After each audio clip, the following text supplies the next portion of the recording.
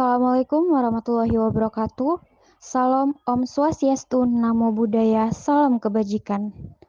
Halo semuanya, semoga sehat selalu ya. Dalam kesempatan kali ini, perkenalkan kami dari kelompok 4 Prodi Administrasi Bisnis Terapan di Politeknik Negeri Batam ingin menjelaskan sedikit tentang variabel moderating. Di sini kami dari kelompok 4 ABT 4B pagi. Perkenalkan, saya Astuti Yasmin dengan NIM 4122001051. Baiklah, sebelum masuk ke tutorialnya, saya akan memaparkan sedikit mengenai variabel moderating. Variabel moderating yaitu variabel yang mempengaruhi atau memperkuat dan memperlemah hubungan antara variabel independen dan dependen. Bila mana kita gambarkan dalam struktur modelnya, variabel moderating posisinya berada di tengah di antara variabel independen terhadap variabel dependen. Namun, variabel moderating tidak dipengaruhi oleh variabel independen sekaligus tidak mempengaruhi variabel dependen. Sebagai contoh, tingkat penghasilan konsumen akan berpengaruh terhadap gaya hidup. Secara teoritis, bila mana pendapatan seseorang itu tinggi, maka gaya hidupnya juga akan tinggi. Namun, di tengah kedua variabel tersebut terdapat variabel yaitu budaya lingkungan. Budaya lingkungan inilah yang akan mempengaruhi kuat tidaknya hubungan antara tingkat variabel dan gaya hidup. Hal ini berbeda sekali dengan variabel intervening. Variabel intervening posisinya juga berada di tengah di antara variabel independen terhadap variabel dependen. Namun, variabel intervening dipengaruhi oleh variabel independen dan juga mempengaruhi variabel dependen. Sehingga variabel independen dapat berpengaruh secara langsung terhadap variabel dependen dan juga dapat berpengaruh secara tidak langsung terhadap variabel dependen melalui variabel intervening. Sebagai contoh, tingkat penghasilan akan berpengaruh terhadap harapan hidup. Demikian juga, tingkat penghasilan akan mempengaruhi gaya hidup. Dan juga, gaya hidup akan mempengaruhi harapan hidup. Sehingga, tingkat penghasilan akan terpengaruh secara langsung terhadap harapan hidup dan juga dapat berpengaruh secara langsung melalui gaya hidup.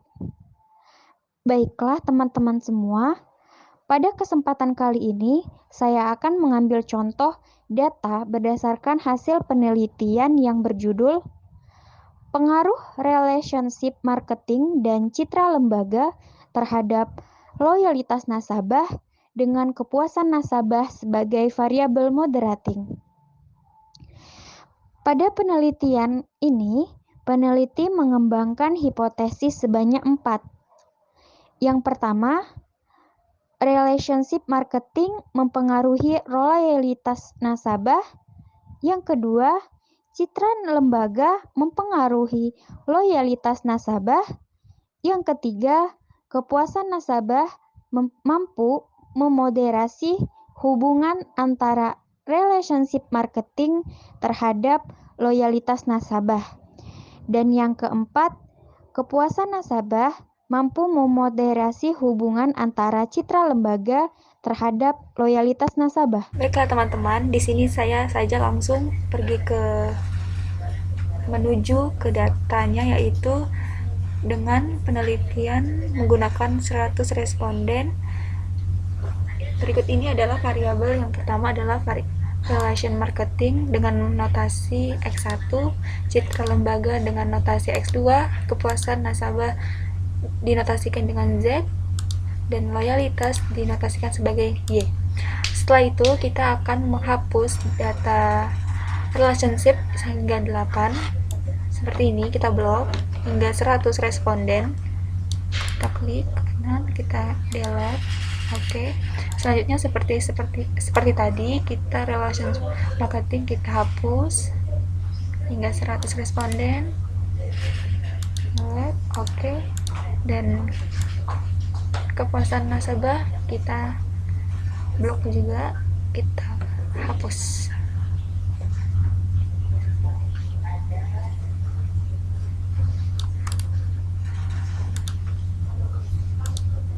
Selanjutnya loyalitas nasabah.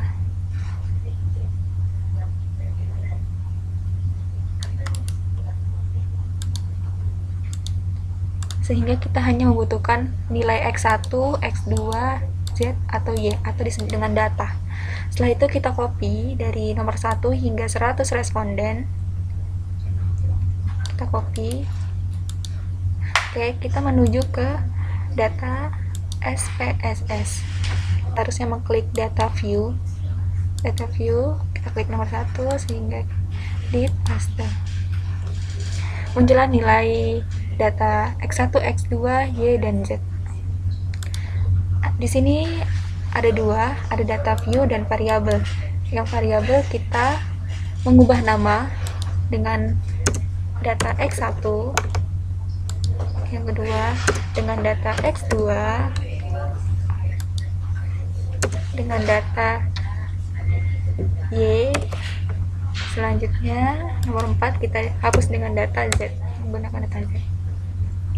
Setelah itu kita menuju ke data view. Sudah kita ganti namanya, kita menuju ke analisis, deskriptif. Setelah itu kita pilih yang deskriptif. Setelah itu muncul seperti ini. Kita pindahkan X1, X2, Z, sehingga Y-nya kita pisahkan. Setelah itu save standar. Oke. Karena di sini saya tidak memerlukan data ini, maka saya abaikan saja. Kita silang, kita no. Sehingga muncul hasil dari data tersebut, ZX1, ZX2, dan ZZ. Baiklah, langkah selanjutnya yaitu ingin membentuk variabel baru lagi. Yang dimana di sini ada dua yang akan dibentuk variabelnya. Selanjutnya yaitu pencet transform, selanjutnya complete variable. Di sini ada target variabel, ini ada selisih nilai mutlak, dinotasikan dengan snm underscore x1z. Ini mutlaknya itu ada abs kurung buka dari X1 yang sudah distandarisasi, masukkan yang sudah kita masukkan, yang ZX1 yang sudah distandarisasi, di menu kurang seharusnya Z yang sudah distandarisasi, tutup kurung, selanjutnya Z. Oke. Ini merupakan outputnya, kita keluarkan. Selanjutnya yaitu kita transform lagi, compute variable, kita ganti snm underscore x2z. ABS masih sama teman-teman, karena x2 standarisasi.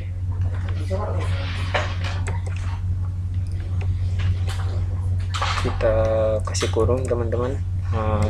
Selanjutnya ini dikurang Z yang sudah distandarisasi, tutup kurung, lalu tekan OK. Ini outputnya, kita hiraukan lagi teman-teman. Nah, yang dimana kita sudah menemukan di sini dua variabel baru, yang dimana selisih nilai mutlak X1Z dan selisih nilai mutlak X2Z.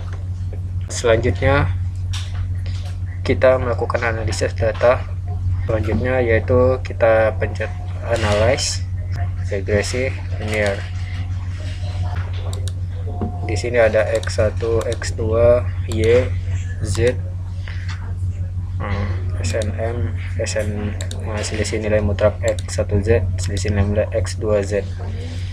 Sini ada X1, X2 dan Z.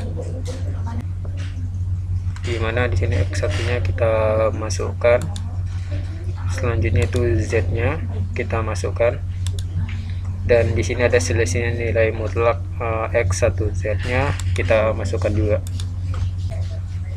Ini dimana X1-nya kita masukkan ke dalam dependen. Selanjutnya kita pencet OK. Oke, ini adalah output untuk menguji hipotesis yang ketiga. Selanjutnya kita copy outputnya ke file, kita copy. Selanjutnya kita pindahkan ke Word. Sebelumnya kita tulis dulu hipotesis 3. Kita buat dulu.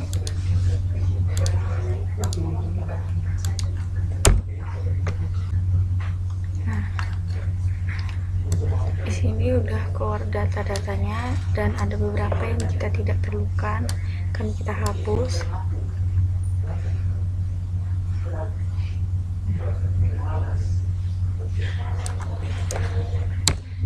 Output hipotesis 3 yaitu model summary, ANOVA, dan koefisien. Selanjutnya hipotesis yang keempat. Caranya kita klik analyze, pilih regresi, selanjutnya pilih linear.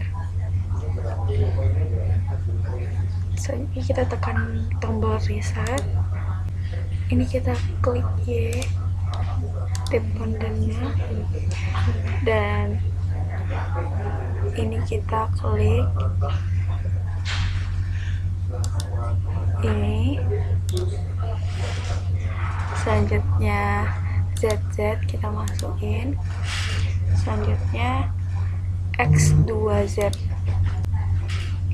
Nah, selanjutnya kita klik OK.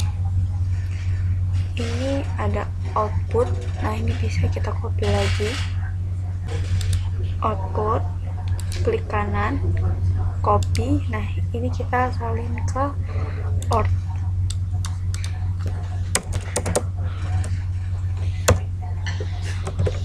Nah, kita copy paste.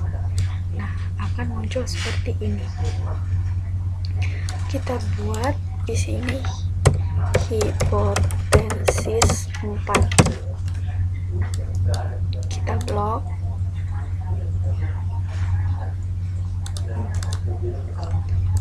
Ini ada data yang kita tidak perlukan, kita hapus.